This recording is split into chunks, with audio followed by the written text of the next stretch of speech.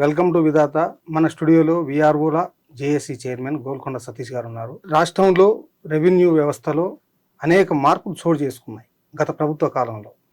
ధరణి portal ఏర్పాటు వచ్చింది, విఆర్ఓల వ్యవస్థను ప్రభుత్వం రద్దు చేసింది, విఆర్ఏల వ్యవస్థను ప్రభుత్వం రద్దు చేసింది.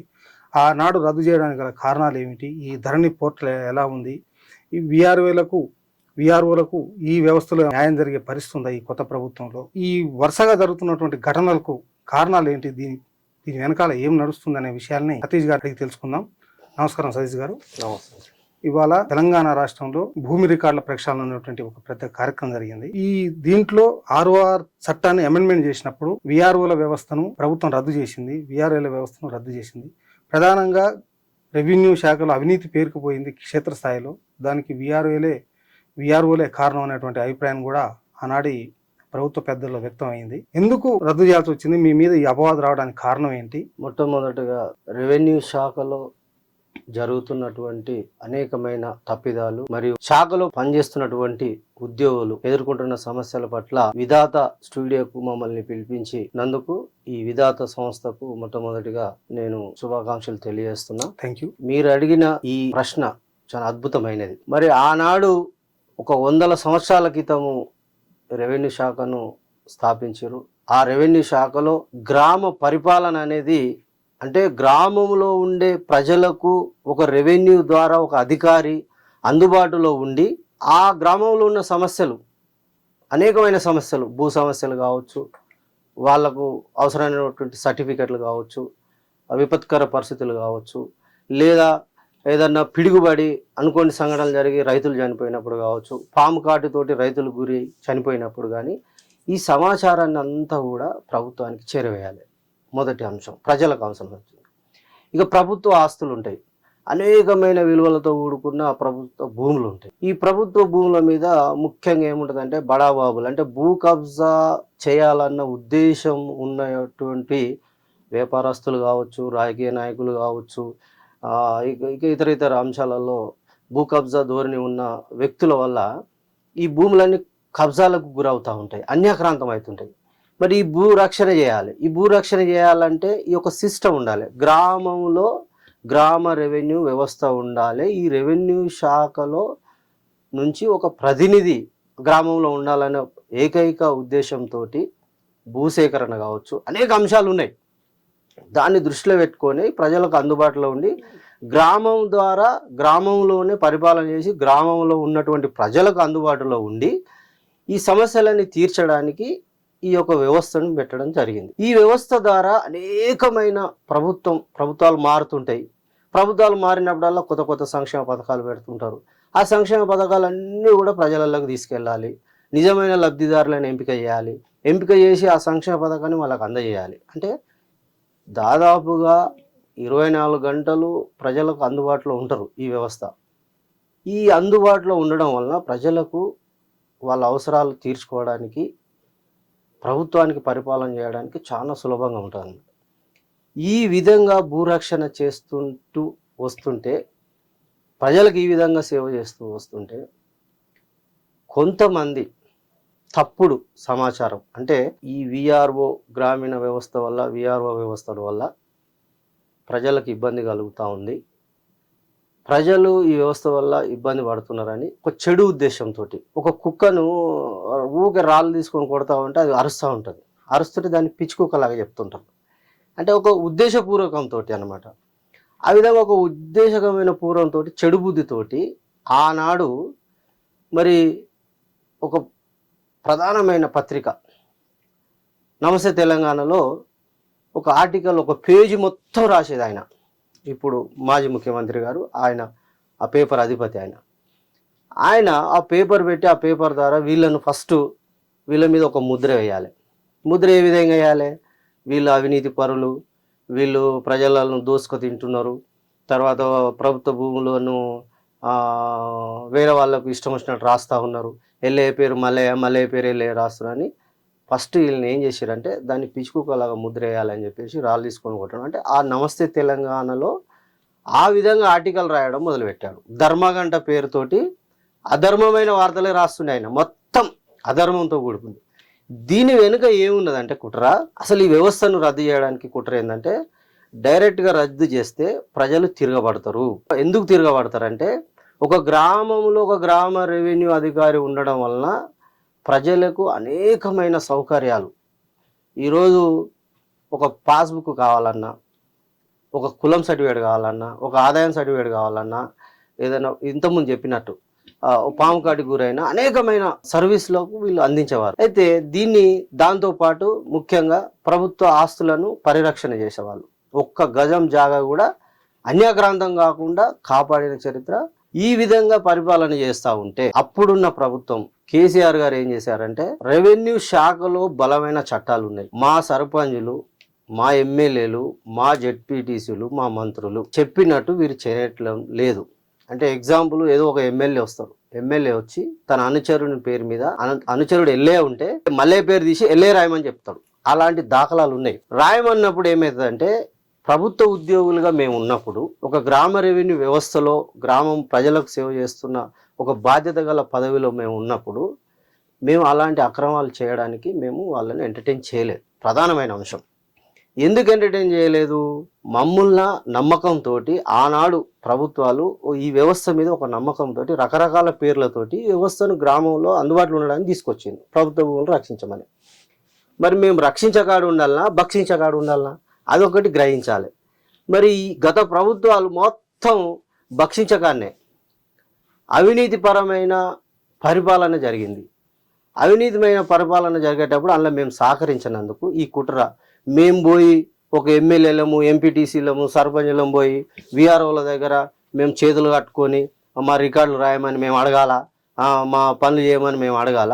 ఈ వ్యవస్థనే తీసేస్తే మనం అనుకున్న లక్ష్యం చేరే అవకాశం ఉంటుంది. కాబట్టి ఒక చెడు ఉద్దేశంతో అంటే భూ కబ్జాదారులకు చుట్టూ ముళ్ళ కంచెలాగా ఉన్న ఈ విఆర్ఓ వ్యవస్థను వాళ్ళు తొలగించుకోవడానికి ఈ వ్యవస్థను రద్దు చేయడం తప్ప వేరే ఉద్దేశం లేదు. అంటే విఆర్ఓ వ్యవస్థ రద్దు తర్వాత కబ్జాలు ఎక్కువ పెరిగినాయా, రద్దు కాకముందు కబ్జాలు లేవా? విఆర్ఓ వ్యవస్థ తర్వాత అనేకమైన కబ్జాలకు గురైనాయి. మేము అది రికార్డులు ఎప్పటికైనా మేము ప్రూవ్ చేయగలుగుతాం. భూమి కబ్జాలు చేసుకోవడానికే ధరణి వ్యవస్థ తీసుకొచ్చారు. విఆర్ఓలను పక్కకు జరిపి ఇప్పుడు చెప్పిన కదా, ఈ మొత్తం రక్షణగా ఉన్నటువంటి రక్షకుణ్ణి తొలగించి ఒక ధరణి వ్యవస్థను తీసుకొచ్చిండు. ధరణి వ్యవస్థ వల్ల ఎంత ఇబ్బంది జరుగుతుందో మొత్తం ప్రజలకు తెలుసు, అప్పుడున్న పాలకులకు తెలుసు, ఇప్పుడు వచ్చిన ప్రభుత్వానికి కూడా తెలుసు. ధరణే మేను ఈ కబ్జాలకు అడ్డగా మార్చుకొని ఎవ్వరు కూడా ఏమి చేయకుండా ఒక బటన్, ఒక కంప్యూటర్ బటన్ నొక్కితే ఎల్ఏ పేరు మల్లయ్య అవుతుంది, మల్లయ్య పేరు ఎల్ఏ అవుతుంది. దట్ ఈస్ ధరణి. అంటే కబ్జాలు చేసుకోవడానికి సులభంగా ఒక దారిని ఎంచుకొని దరిద్రమైన ధరణి వెబ్సైట్ని పెట్టి మొత్తం ప్రజల నాగం చేసాడు, ప్రభుత్వ ఉద్యోగుల నాగం చేసాడు, ప్రభుత్వ ఆస్తులను కూడా నష్టపరిచాడు. విఆర్ఓలు విఆర్ఏలు ఉంటే గ్రామ స్థాయిలో మేము భూముల్ని కబ్జా చేయలేము కాబట్టి మిమ్మల్ని రద్దు చేసి వాళ్ళకి భూములు కబ్జా చేసుకున్నారనేది మీరు ఆరోపిస్తున్నారా? 100% నిజాలు అవి. ఇప్పుడు గ్రేటర్ హైదరాబాదులో చుట్టుపక్కల విలువైన భూములు ఉన్నాయి. ఈరోజు ఎన్నో అంశాలు బయటకు వస్తున్నాయి. కొన్ని వందల సంవత్సరాల నుంచి కాపాడబడుతున్న ప్రభుత్వ భూముల పరిస్థితి ఏంది ఈరోజు? గతంలో ఉన్న పాలకులు బెదిరించి అక్రమ ముటేషన్లు చేయడం జరిగింది. అది ధరణి.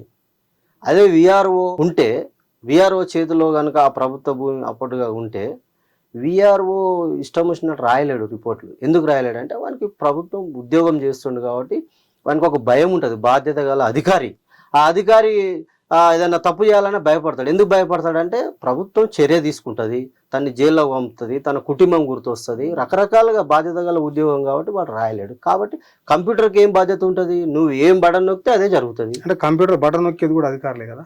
అధికారులే. కానీ ఆ అధికారులు ఎవరు? పై స్థాయి అధికారులు. పై స్థాయి అధికారులు ఎవరి చేతిలో? ఈరోజు ఆనాడు కలెక్టర్ల వ్యవస్థ ఉందండి. ఆ కలెక్టర్ల వ్యవస్థ ఎవరి చేతులు ఉండే? అసలు ధరణి సిస్టమ్ అనేది ఎక్కడుంది, ఎట్లుంది?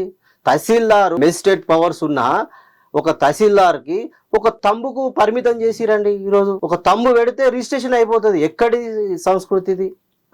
కింది స్థాయి ఉద్యోగులు ఏరి ఎక్కడున్నారు? ఎవరు రిపోర్ట్ రాస్తారు? ఎవరు రాయరు? నీ దగ్గర ఉన్న పేపర్ తెస్తావు, తహసీల్దార్ తంబు పెడతాడు, ట్రాన్స్ఫర్ అవుతుంది.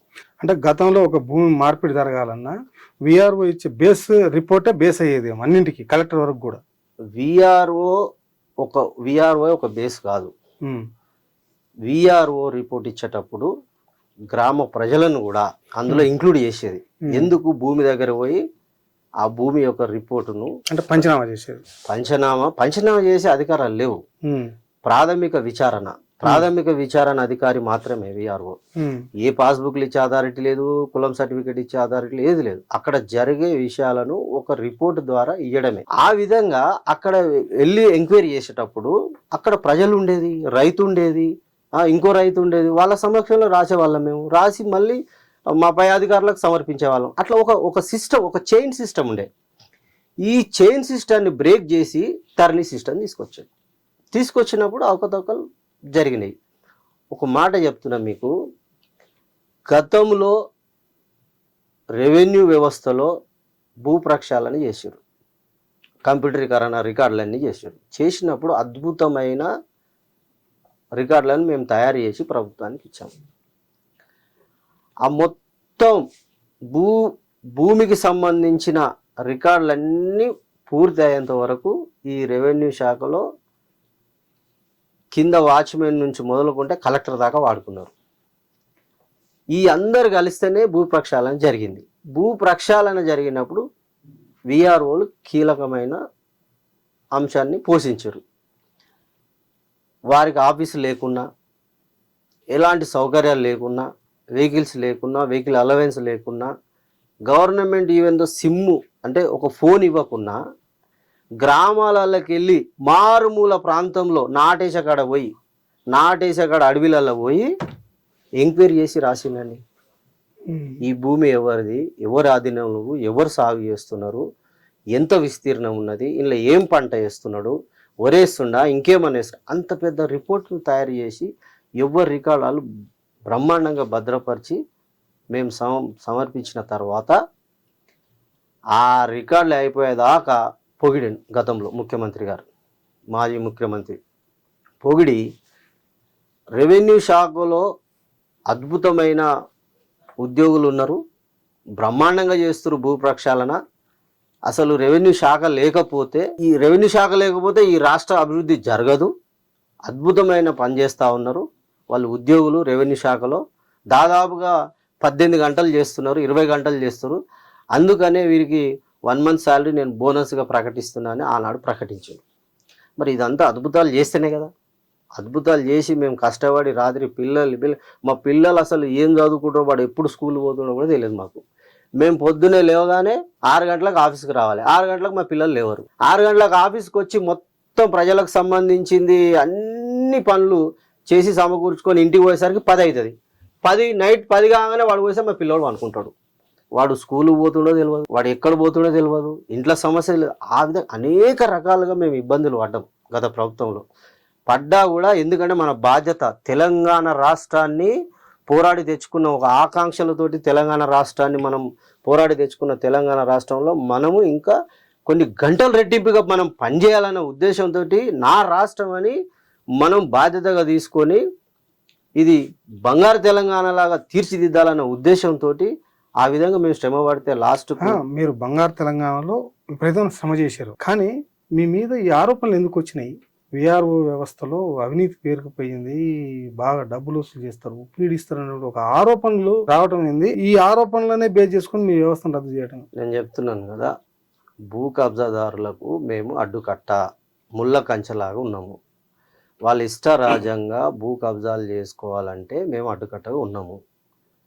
పవర్ మా చేతిలో ఉండే, ప్రాథమిక విచారణ చేసేది, పాస్బుక్ ఇచ్చే అధికారం తహసీల్దార్కు ఉండే, దానికి టైటిల్ ఇచ్చేది ఆర్డీఓ గారికి ఉండే. ఈరోజు ఆర్డీఓ గారి పవర్స్ తీసేసారు, తహసీల్దార్ పవర్స్ తీసేసిండు, విఆర్ఓలను అయితే మొత్తమే తీసేసిండు. ఇక విఆర్ఏలను అయితే ఆ స్కేళ్ల పేరుతోటి ఆ విఆర్ఏ సిస్టాన్ని కూడా రద్దు చేసిండు. రెవెన్యూ శాఖలో దాదాపుగా 35,000 మంది ఉద్యోగులు ఉంటే ఈరోజు 30,000 మందిని తొలగించేసిండు. అంటే విఆర్ఏలు విఆర్ఓలు కలిపితే 30,000 ఎంప్లాయీస్ అవుతాం.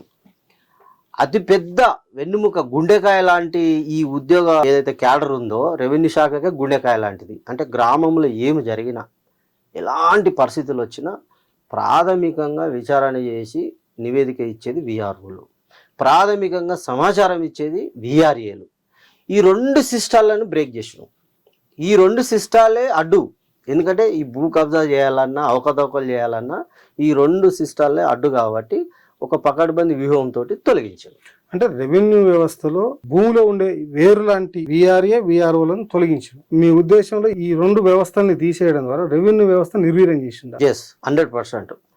ఆయనకు ఉన్న ఉద్దేశం అది. ఎందుకంటే అనేక సార్లు అసెంబ్లీలో ప్రస్తావించిన అంశాలు అందరికీ తెలుసు. ఈ శాఖ అవినీతి పరమైపోయింది, తహసీల్దార్ అవినీతి పరుడు, విఆర్ఓ అవినీతి పరుడు, ఆర్డీఓ అవినీతి పరుడు. అవినీతి అవినీతి అని మాట్లాడారు గతంలో. అవినీతి ఎక్కడ లేదండి, అవినీతి ఎక్కడ లేదు. ఇప్పుడు అవినీతి ఉంటే అవినీతికి ఒక సిస్టమ్ ఉంది కదా, దాన్ని అరికట్టడానికి. దాన్ని అరికట్టడానికి ఒక సిస్టమ్ ఉంది. ఏసీబీ డిపార్ట్మెంట్ ఉంది. మరి వాళ్ళు ఏం చేస్తారు? ఆ డిపార్ట్మెంట్ ఎందుకు పెట్టారు? మరి ఇప్పుడు ఆ డిపార్ట్మెంట్లో కింది నుంచి మొదలు పెడితే పై స్థాయి దాకా ఆఫీసర్లు, ఒక సంస్థనే ప్రజల డబ్బుతోటి ఆ యొక్క డిపార్ట్మెంట్ ఉంది. మరి ఆ డిపార్ట్మెంట్ ఉంది కదా ఆల్రెడీ, ఇది కొత్త పెట్టే డిపార్ట్మెంట్ కాదు కదా. గతంలో ఎప్పుడో పెట్టారు కదా ఇలాంటి డిపార్ట్మెంట్లు ఉండాలి, అవినీతి అధికారులను ఏరవేయాలి, వాళ్ళకు శిక్ష పడ్డట్టు చూడాలి, వాళ్ళకు అన్ని విధాలుగా అది చేయాలన్న ఉద్దేశంతో ఆ ఒక వ్యవస్థ పెట్టారు కదా. మరి అవినీతి అధికారులు ఉంటే మరి ఆ వ్యవస్థ ద్వారా అణిచివేయచ్చు కదా. అది చేయకుండా ఇప్పుడు ఇంట్లో ఒక ఎలుకలు పడితే మొత్తం ఇల్లునే తగలబెట్టినట్టు అనాలోచిత విధానంతో అవలంబించి ఒక ఏమంటారు దాన్ని, ఒక నియంతలాగా ఒక విధానంతో ఇది రద్దు చేసిన ఆయన. ఎందుకు రద్దు చేసిందంటే రెవెన్యూ శాఖ అనేది ఒక బలమైన శాఖ. ఆ రెవెన్యూ శాఖలో బలమైన చట్టాలు ఉన్నాయి. ఆ రెవెన్యూ శాఖ ద్వారా అనేకమైన అభివృద్ధి కార్యక్రమాలు జరుగుతాయి. ఈరోజు పెద్ద పెద్ద ప్రాజెక్టులు కట్టిరండి. కాళేశ్వరం ఏమైందో తెలుసు. మరి కాళేశ్వరానికి కావాల్సిన భూసేకరణ కావచ్చు, రైతుల భూసేకరణ కావచ్చు, కాలువలు భూమి తీసుకుంటాడు, భూసేకరణ కావచ్చు. ఈ ప్రాజెక్టులో కానీ భూసేకరణ ఎవరు చేసిరండి? రెవెన్యూడు కాకపోతే రెవెన్యూలే కదా. మరి రెవెన్యూ ఉద్యోగులు లేకపోతే, రెవెన్యూ శాఖను బాగాలేకపోతే ఈ ప్రాజెక్టులు ఏడికెళ్ళి నీకు విజయవంతం అవుతాయి? ఏడికెళ్ళి కట్టగలుగుతుండే మీరు? అంటే అవినీతి అనేది పెద్దగా అవినీతి పరులు అసెంబ్లీలో చెప్పాడు. విఆర్ఓలో అవినీతి పరులు, రెవెన్యూ శాఖలో అవినీతి పరులు. అంటే అవినీతి ఎక్కడ లేదండి. ఈ రాజకీయ నాయకులు అవినీతి చేయలే. ఇప్పుడు అంటారు కదా, వాళ్ళే మాట్లాడుతారు కదా, కాళేశ్వరము ప్రాజెక్టుల్లో 1,00,000 కోట్ల అవినీతి అని అంటారు. 1,00,000 కోట్ల అవినీతి అంటే మరి అది అవినీతి కాదా? ఇప్పుడు చెప్తారు కదా కాంగ్రెస్ వాళ్ళు 1,00,000 కోట్ల అవినీతి అయిందని కొట్టుకుంటారు కదా, వాళ్ళు కొట్టుకుంటారు కదా. మరి ఆ 1,00,000 కోట్ల అవినీతి జరిగినట్టు కదా. మరి వాళ్ళను శిక్షించాలి కదా.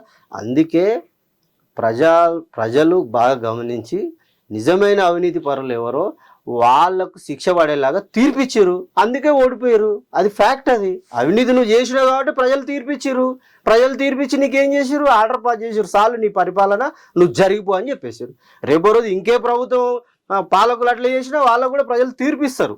ఆ తీర్పులో మేము ఉద్యోగులుగా మా బాధ్యత మేము కూడా నిర్వర్తిస్తాం. ధరణి వచ్చిన తర్వాత మీరు ఇచ్చిన రికార్డ్స్ మొత్తం కూడా ధరణిలో అప్డేట్ అయినాయా? ఏమైనా మార్పులు జరిగినాయా? మారింది. 100% మేము ఇచ్చిన రికార్డులకు ఇప్పుడున్న ధరణి సిస్టంకు తేడా 100% ఉంటుంది. గతంలో మేము ప్రభుత్వ భూమిని ప్రభుత్వ భూమి లాగానే రికార్డ్ చేసి ఇచ్చినాం.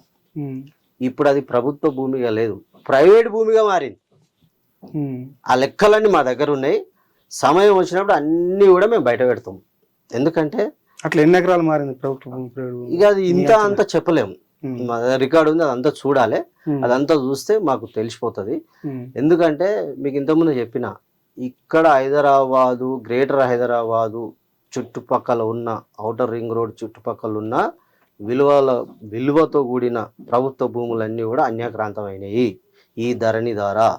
ధరణి అనేది వాళ్ళ చేతులు ఉంది. ధరణి అనేది వాళ్ళు చెప్పినట్టే ఆట ఆడుతుంది. కాబట్టే ఈ భూ కబ్జాలు 100% జరిగినాయి.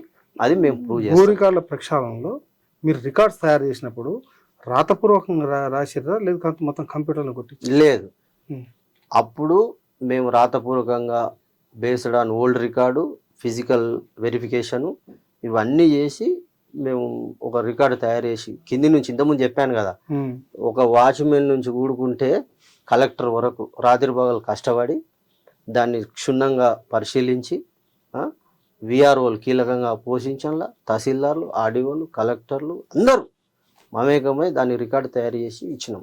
నేను ఛాలెంజ్ చేస్తున్నా. ఆ రికార్డుకు మేము ఇచ్చిన రికార్డుకు ఇప్పుడు ధరణి రికార్డు చూసుకుంటే చాలా మార్పు చేర్పులు జరిగినాయి. ఇది నిజం. ఆ రికార్డు మొత్తం ఇప్పుడు మీ దగ్గర ఉందా? ఆ రికార్డు మా దగ్గర ఎట్లా ఉంటుంది? మమ్మల్ని రద్దు చేసి మొత్తం బయట పెడతా ప్రభుత్వం దగ్గర ఉంది. అవినీతి జరిగిన రికార్డులు మా దగ్గర ఉన్నాయి. ఉన్నాయి. అప్పటి నుంచి మమ్మల్ని రద్దు చేసినప్పటి నుండి ధరణి రద్దు చేసినప్పటి నుంచి మేము ఇచ్చిన రికార్డులు ప్లస్ ఇప్పుడు ఏం జరిగింది అనేది. ఇప్పుడు ప్రతి గ్రామంలో రెవెన్యూ అధికారి ఉండే అండి, విఆర్ఓ ఉండే. ఖాళీ నోటితో చెప్పేస్తాడు ఏ సర్వే నెంబరు ఎవరి పేరు మీద ఉంది, ఎంత ఎక్స్టెంట్ ఉంది, ఆ రైతు ఏం చేస్తాడు, ఆ పంట ఏం పంట పండిస్తాడు, ఆ రైతు యొక్క స్థితిగతులు ఏంది మా విఆర్ఓ చెప్పగలుగుతాడు. కంప్యూటర్లో రికార్డులు భద్రపడాల్సిన అవసరం లేదు, మైండ్లో భద్రపడుతుంది. మైండ్లోనే వచ్చినప్పుడు బయట పెడతా 100% పెడతాం. ఆ సమయం ఎప్పుడు వస్తుంది? అతి త్వరలో వస్తుంది.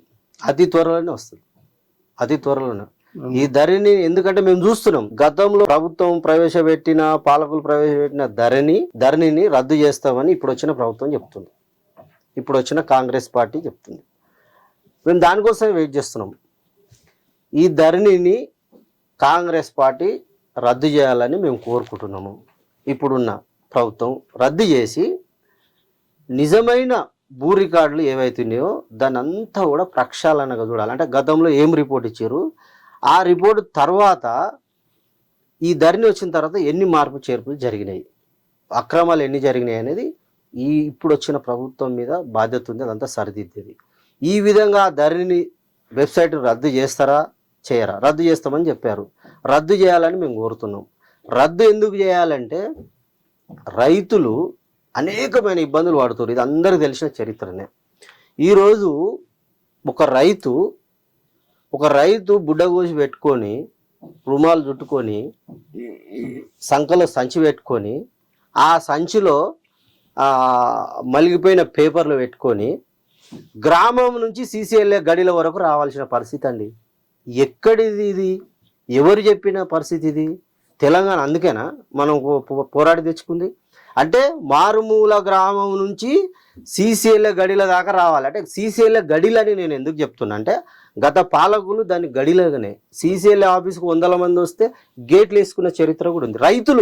రైతులు వస్తే ఈరోజు రైతులు ఆ సీసీఎల్ఏ ఆఫీస్ చుట్టూ ఆ మెట్ల మీద, చెట్ల కింద, అరుగుల మీద పడుకొని ఉంటారు. మీరు చూడండి, గత దాఖలాలు కూడా నేను చెప్తా, అలాంటివి జరిగినాయి. ఎందుకంటే గ్రామములో ప్రక్షాళన జరిగే రికార్డులు, మండల్ లెవెల్లో జరిగే తహసీల్దార్ లెవెల్లోనే పరిష్కారం అయ్యే రికార్డులను సీసీఎల్ఏ దాకా తీసుకొచ్చిన చరిత్ర గత పాలకులది. ఇప్పుడు అసలు పాత అధికారాల పునరుద్ధరణ అనేది అవసరమా? ఆర్డీఓలకు కానీ, తహసీల్దార్లకు కానీ, లేకపోతే గ్రామ స్థాయిలో పరిపాలన చేసే అధికారులు కానీ, అంటే విఆర్ఓలు కావచ్చు, పేరుకి ఏదైనా కావచ్చు, గతంలో పటవారీలు ఉంటే తర్వాత విఆర్ఓలు, కానీ ఈ వ్యవస్థ అనేది రెవెన్యూకి అవసరమా? రెవెన్యూకు 100% అవసరం. ఎందుకు అవసరం అంటే, మంచి ప్రశ్న అడిగారు. గతంలో ఏ సమస్య, భూ సమస్య వచ్చినా ఎంఆర్ఓ పరిధిలో పరిష్కారం అవుతుండే రైతుకు. అంటే ఒక్క మండలంలో, ఈ రాష్ట్రంలో 612 మండలాలు ఉన్నాయి, 75 డివిజన్లు ఉన్నాయి, ఆర్డీఓ డివిజన్లు ఉన్నాయి. 612 మండలాలలో ఒక్కొక్క మండలానికి 20 గ్రామాలు ఉంటాయి, 10 గ్రామాలు ఉంటాయి, 12 గ్రామాలు, 30 గ్రామాలు కూడా ఉంటాయి. మండల్ నుంచి గ్రామానికి 10 కిలోమీటర్ రేడియస్ కంటే ఎక్కువ ఉండదు. 10 కిలోమీటర్లే అంతే. ఆ రైతు 10 కిలోమీటర్లో ఒకరోజు వచ్చి వెళ్ళిపోయే పరిస్థితి ఉంటుంది. అంటే అతనికి ఏమైనా సమస్య వస్తే ఆ గ్రామంలో కనుక గ్రామ రెవెన్యూ అధికారి కనుక ఉంటే, ఆ సమస్యను గ్రామ రెవెన్యూ అధికారి దగ్గర తీసుకెళ్తే, ఆ గ్రామ రెవెన్యూ అధికారి ఏం చేస్తాడంటే నిజాలు చూసి విచారణ చేసి ఆ నివేదికను తహసీల్దార్కి పంపుతాడు. తహసీల్దార్కి పంపితే తహసీల్దార్ గారు దాన్ని పరిశీలించి తన యొక్క సమస్య తీర్చే పరిస్థితులు గతంలో ఉండే. ఒకవేళ తహసీల్దార్ వల్ల కాని పరిస్థితి ఉంటే ఆర్డీఓ గారికి పంపేది ఉండే, ఆడికి సమస్య పరిష్కారం అవుతుండే. కానీ ఇప్పుడు ఏం చేశారు? గ్రామం నుంచి సీసీఎల్ఏ గడిల దాకా చెప్తున్నా కదా, అది చేశారు. ఎవరు వస్తారు? సామాన్య ప్రజలు రారు. అందుకే మనం ఏం కోరుతున్నామంటే, ఈ ప్రభుత్వాన్ని, గత ప్రభుత్వము ఒక చెడు విధానంతో, అనాలోచితమైన విధానంతో ఈ గ్రామ రెవెన్యూ వ్యవస్థను రద్దు చేశారు. ఎందుకు రద్దు చేశారంటే, మీరు అన్నారు ఆర్డీఓలకు భయపడ, ఎంఆర్ఓలకు భయపడి రద్దు చేశారు. భయం కాదు, ఇది భయం కాదు, దోసుకోవడానికే రద్దు చేశారు. ఆర్డీఓ అధికారాలను ఈరోజు ఎందుకు రద్దు చేయాల్సిన అవసరం ఏముందండి? ఎన్నో ఏళ్ళ నుంచి అధికారాలుండి ఇప్పుడు భూ పరిపాలన కానీ ప్రజలకు సర్వీస్ కానీ అద్భుతంగా జరిగేది. తహసీల్దార్ లెవెల్లో పాస్బుక్ అయ్యేది, ఎంత అద్భుతంగా ఉండే. అప్పుడు ఇన్ని సమస్యలు లేవు ప్రజలకు. మీరు అప్పటికిప్పటికి కంపేర్ చేయండి, రైతులకు కానీ ప్రజలకు కానీ ఎవ్వరు కూడా సమస్యలు లేవు గతంలో. ఇప్పుడు ధరణి పెట్టినాకనే అన్ని సమస్యలు. పోనీ ధరణి పెట్టిండు, రెవెన్యూ కోర్టు అన్నాడు, ఆ రెవెన్యూ కోర్టు ఎటుపోయింది? ఆ రెవెన్యూ కోడ్ లేదు, ఆ ధరణిదార సమస్య పరిష్కారంగా ఏం కావు. ఇవన్నిటికీ పరిష్కారం జరగాలంటే ఒకటే, ఎవరు చేసే పని వారు చేయాలి. గ్రామ లెవెల్లో గ్రామ రెవెన్యూ అధికారి, నువ్వు గ్రామ రెవెన్యూ అధికారి పెడతావా ఏదో పెడతావు, కానీ రెవెన్యూకు సంబంధించిన ఒక అధికారి మాత్రం గ్రామ లెవెల్లో ఉండాల్సిందే. ఈ గ్రామ లెవెల్లో గ్రామ రెవెన్యూ అధికారి ఉండడం వల్ల ఏం జరుగుతుందంటే ప్రభుత్వ భూములు రక్షింపబడతాయి. ప్రజలకు కావాల్సిన ప్రతి ఒక్క సమస్యను గ్రామ లెవెల్లో పరిష్కారమయ్యి మండల్ లెవెల్లో పూర్తి అవుతుంది. మూడోది, ఇప్పుడు అతి ముఖ్యంగా కాంగ్రెస్ ప్రభుత్వం, ఇప్పుడు వచ్చిన కాంగ్రెస్ ప్రభుత్వము 6 గ్యారెంటీల పథకాలు పెట్టింది. ఈ 6 గ్యారెంటీల పథకాలు సంపూర్ణంగా అమలు జరగాలి, ప్రజల వద్దకు పోవాలంటే గ్రామంలో అధికారే లేడు. ఎవరు తీసుకుపోతారు? గ్రామంలో అధికారి ఉండాలి కదా. ఇప్పుడు ఇందిరమ్మ ఇల్లు పెట్టినావు, ఇందిరమ్మ ఇల్లు ఎవరు లబ్ధిదారులను ఎంపిక చేయాలి? ఇందిరమ్మ ఇల్లు కావాలి, భూసేకరణ చేయాలి. ఇందిరమ్మ ఇల్లు కట్టాలంటే భూసేకరణ చేయాలి. ఎవరు చేయాలి? రెవెన్యూలు చేయాలి కదా. ఇప్పుడు అనేకమైన సంక్షేమ పథకాలు ఉన్నాయి. 2500 మహిళలకు ఇస్తా అంటున్నావు, మరి అందులో కూడా ఎంపిక చేయాలి కదా, అర్హులను ఎంపిక చేయాలి కదా. అంత ఎవరు? రెవెన్యూ ఉద్యోగం చేయాలి. గ్రామ లెవెల్లో ఒక అధికారిని పెట్టడం వలన ఆ సమస్య అంతా కూడా నిజమైన లబ్ధిదారులను ఎంపిక చేసి ఆ ఎంపిక లిస్టును పై అధికారికి పంపిస్తే అక్కడ అప్రూవల్ అయ్యి గ్రామాల్లో సంక్షేమ పథకాలన్నీ సంపూర్ణంగా అమలు అవుతుంది అనేది మన ఉద్దేశం. ప్రభుత్వ భూములు కాపాడగలుగుతాం, భూసేకరణ ఉంటాయి, అనేకమైన పనులు ఉంటాయి. ఇప్పుడు ఇంతకుముందు చెప్పాను కదా, ఒక రైతు పొలంలో పోయి పాము కాడుకు చచ్చిపోతాడు. ఆ ఇన్ఫర్మేషన్ ఎవరు ఇవ్వాలండి? ఏం లేదు కదా.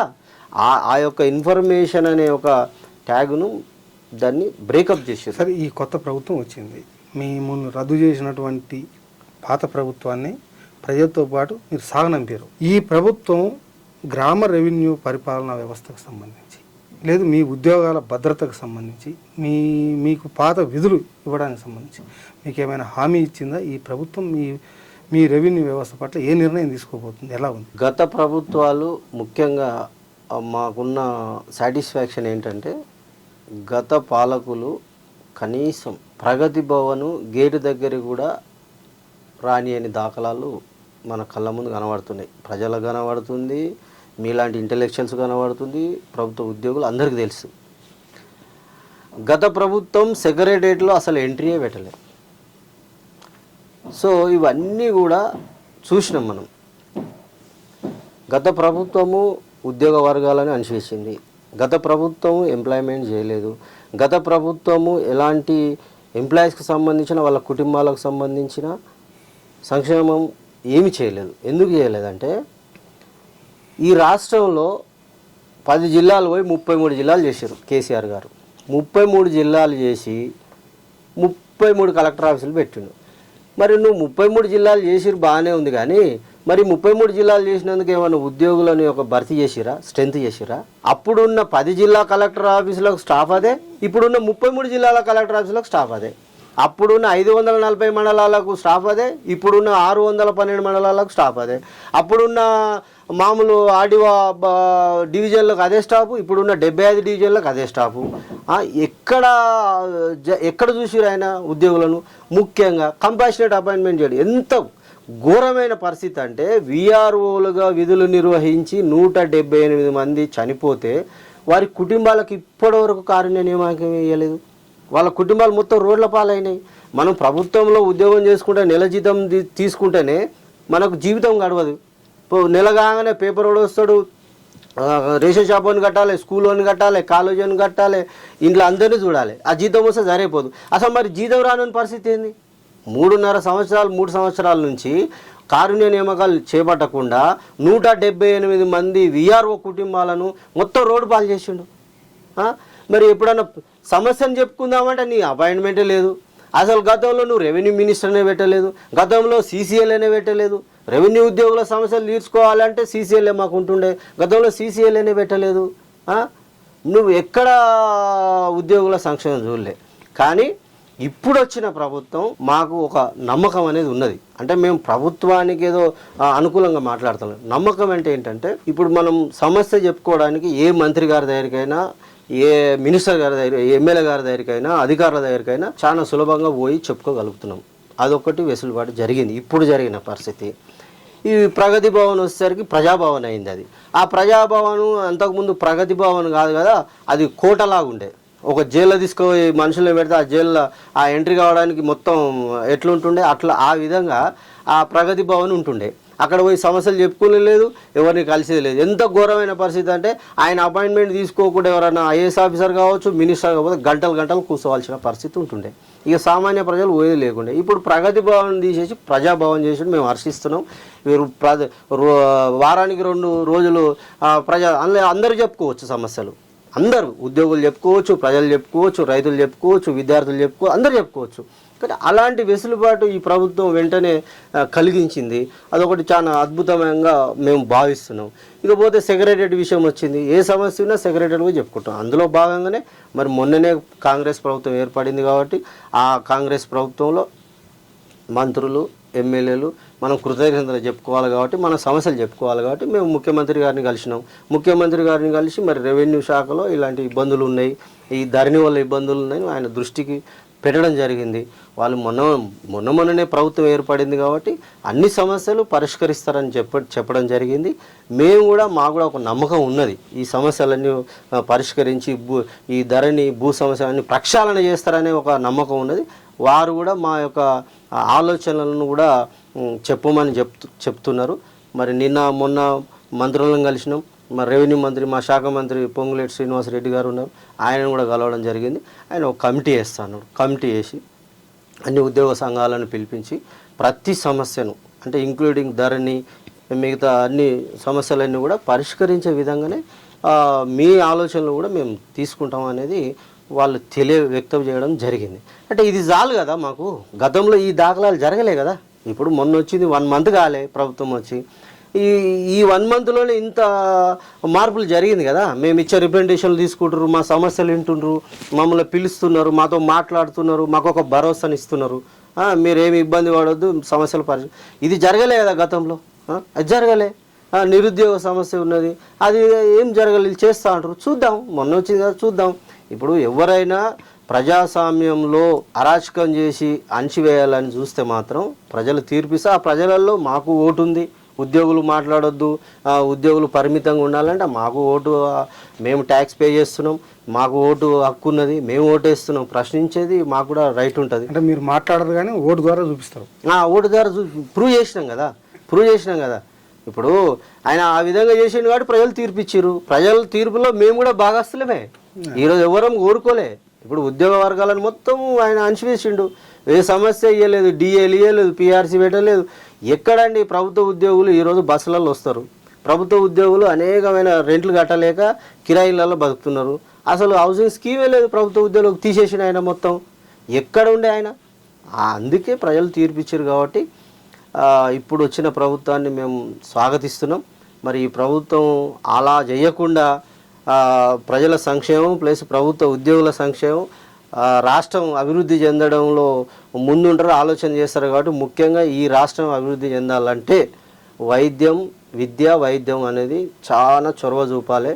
ఎందుకంటే అనేక మంది ఈ రాష్ట్రంలో చదువులు లేక రోడ్ల పాలయ్యి అంత కుటుంబాలను పోషించలేక ఒక రకంగా ఒక వర్గం ఉంటే అనేకమైన ఇబ్బందులు పడి చదువులు చదువుకొని పీజీలు పిహెచ్డీలు చేసి రోడ్ల మీద ఏం చేయాలో అర్థం కాని పరిస్థితుల్లో విద్యార్థులు ఉన్నారు.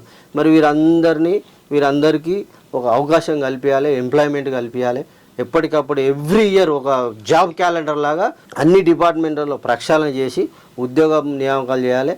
అందరినీ అకామిడేట్ చేయలేము కాబట్టి ప్రభుత్వంతో పాటు ప్రైవేటు సంస్థలు ఉన్నాయి.